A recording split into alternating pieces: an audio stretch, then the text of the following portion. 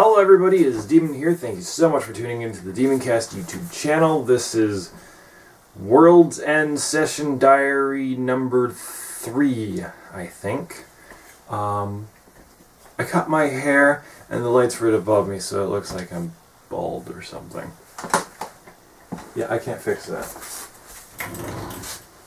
Okay, so last session game they went through, there was dragons attacks, and they made it to Berkhanstead where they went and wanted to buy some items, and that's kind of where we left off.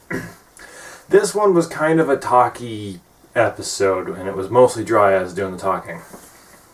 So, Berkhanstead is this big city in Ironhold. It is run by a magistrate and an earl. So there's an earl of the actual surrounding area and town and country, but then there's a magistrate from the Empire of Flame, or the Fire Isles, that oversees everything, kind of their overlords, right? It was fun. Jack has this medallion of thoughts. Pretty cheap thing, too. It's a little OP, I think. But basically, he can read thoughts to basically everybody. Of basically everybody. So, Dryas is going around, he's trying to find an artificer because there's he's got a futuristic gun thing up in his town where nobody's able to figure out how it works because it's a freaking laser gun in a medieval setting. So he's looking for an artificer. He's asking around for artificers, and he gets names of a few random small guy people, but the one really good artificer in town works at the keep. So he goes to the keep. And he talks to Kayan. Now Kayan's this generally referred to as a crazy girl. Or the crazy one. She's a human, but she's possessed by a succubus. These were all set up for a different game, and he was never actually supposed to run into her, but things got set up a certain way, and then he was also actively looking for an artificer. So, yeah. He used to meet Kayan. Kayan talks in this... She always refers to herself as we, or us, or our. The human part of her, Kay, tends to have more control during the day, and the succubus part of her, Anne, tends to have more control during the night. And she is this crazy artificer person that latches on to any type of mechanical stuff and figures out how it works and creates new shit. And has been designing prototypes of constructs and new weapons and all kinds of stuff for Berkhanstead and their ultimate goal. So Dryas comes in, and this girl locks onto his construct, because he's always with his construct, and he's trying to talk to her as she's pulling apart panels of his construct, making him uncomfortable. And like, part of Kay wants Dryas, but the part that's in more control right now wants the construct. So they make some type of agreement where she can look at the construct later, and he's trying to get her to go up north with him to look at this weapon he's got. Jack, what was Phil doing? Phil didn't have a really big part in this, but I think he was just picking up some alchemical stuff. Jack was walking around trying to get a feel for the people, using his mind-reading pendant thing. So he's walking around, he's figuring out the feel of the people, and he starts coming along this, like, he gets weird vibes about the government, so he starts going and looking at the keep and the government, and he's come, listening to the thoughts of different people, he's come to the conclusion that the magistrates, the person in charge of the people in charge, sort of, the Fire Islander who oversees the government of Ironhold, is an imposter. And I laughed because he was right. He's like, maybe she's a changeling. I'm like, no, it's not the changeling. Changeling's a different person, but yeah. So I was like laughing on the inside the whole time as he's trying to put all these pieces together. And they all meet up at the ship, and Jack tells them that I think the magistrate's an imposter. He doesn't quite know that everybody's an imposter yet. And I'm like, okay, well, that's interesting. They're technically here to buy guns, but they haven't started on that yet. Kayan comes to meet Dryas. Because she said she would talk to him later. Just tell me where you're staying and I'll talk to you later. It's dark, so it's a succubus part of her that has the control of the body. And the succubus is interested in the fact that he's celestial. So there was a lot of jokes about being raped and whether or not that constituted being raped, as he's technically doing it so that he can get her to go build him a new laser weapon or something. So it doesn't really constitute. He sold himself, is what he does. In the morning, she focuses on construct. The human part's back in, or the artificer part's back in control, and does that. They end up going to the keep. She wants to talk to Key. She was talking about Key. I don't remember how the subject came up, but this is a girl who is from the Freelands, knows about Key, and basically... Oh, that stuff wasn't in Session Diaries. Okay, great. So, 500 years ago, well over 500 years ago, there was this guy named Varro. He was this great artificer. He built a city called Varro's Will. It's where Dryas' city is now on top of, sort of. And Dryas has this sword that's an intelligent item. It's Varro's key. His name's Key. He's got this terrible British accent. And he doesn't like to do a lot of the fighting, but he's like an item that has extra knowledge stuff attached to it. And he is literally a key. You can insert him into certain things that Varro has created, and he can control them or activate them. So there is that.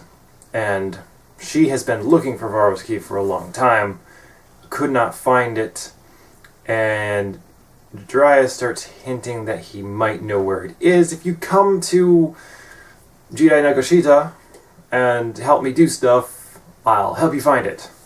And she's like, I gotta finish this stuff first. And he's trying to convince, he's pulling out all his diplomacy tricks and stuff to convince her, and he can't, because she's got the specific goal she has to complete. They end up going to the keep. They set up an appointment to buy the guns. Because they're selling guns, they've revamped their arsenal, which is why I sent them here anyway. And there's a tree.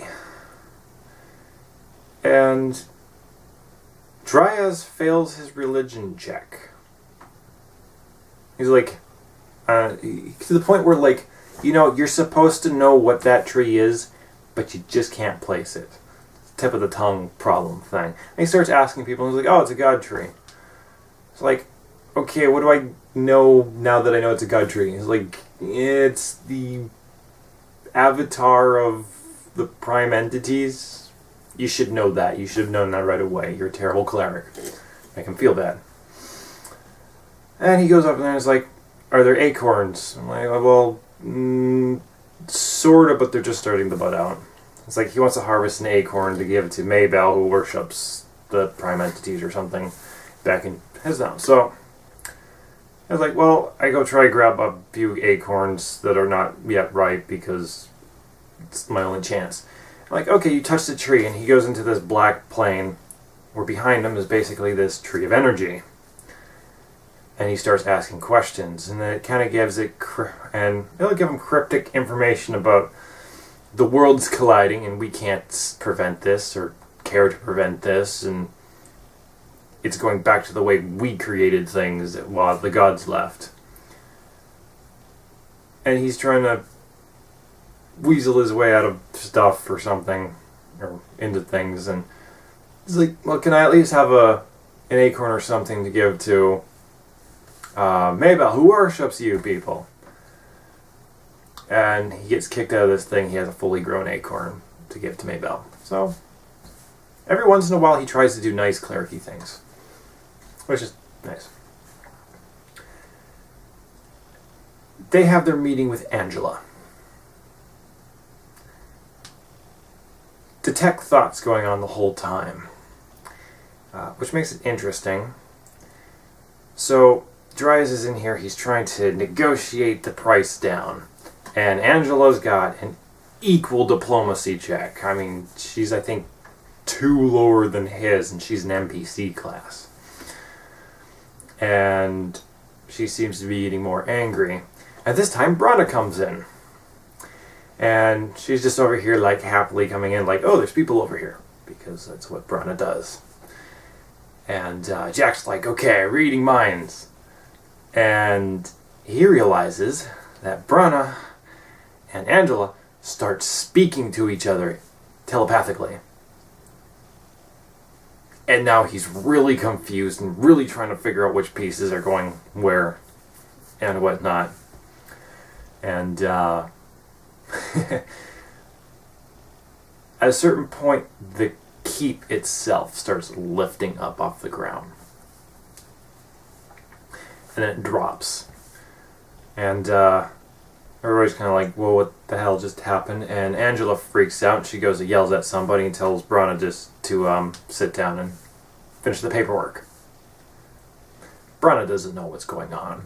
Dryas takes advantage of this. He gets these guns, instead of having them for like 150,000, he gets them for 90. And they walk out there with a lot of money left in their pockets. A lot of not their money left in their pockets. So they're going to load up the guns. And Dryas has to sit and listen to Kayan talk to him about... She's going to talk to Key now, and she's going to work on this thing. Oh yeah, Phil. Dryas was talking about maybe helping accelerate this project so he can get this girl to come up and work on this gun thing he's got. And we deduce, through a few questions of Kayan, that he doesn't know shit that would help her. But maybe that elf does. She goes to talk to the elf, and Phil is currently working on gravity bombs. Well, they want to see this.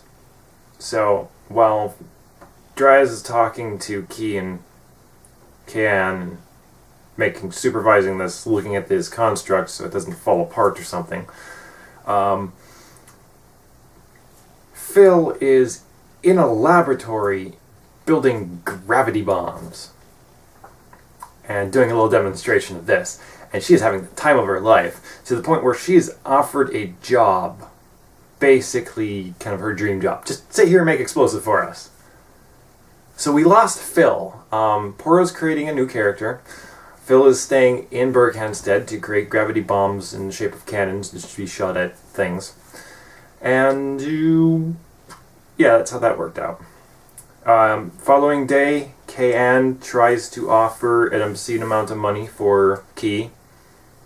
Fails. They agree to let her drop schematics of the sword, or of Key, so that she could kind of make her own. And then I kind of fast-track this and let them leave. Because it was taking a long time. It was a lot of talking. I had a air pirate encounter. I let them do a skill challenge for that. because we're running low on time. They ended up capturing the ship.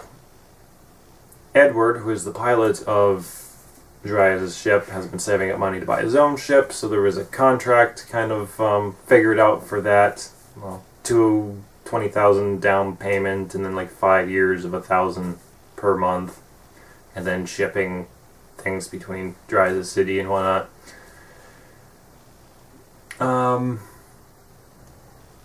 What else? They got to... Oh, yeah. Before leaving Ironhold, Gabriel found a kid that needed to be... like some noble running from execution or something that needed to be sent out of thing, and Dryas wasn't happy about that, but he let it slide. Gabriel decided not to take the Ravenhold position because this shit sucks. And so this kid's this little boy, and he keeps asking questions about, like, how do you create an army and how do you do this? And obviously they got, like, okay, this kid wants revenge on his sister who killed the father and took everything, right? We wrapped up the game because we had to go do my other game. And I'm like, oh yeah, that boy, Sam, who looked kind of girly, Princess Samantha Argon. Her sister killed the king of Ironhold. And Dryas is like, fucking bullshit. They left him and her in Freeport, which is fine.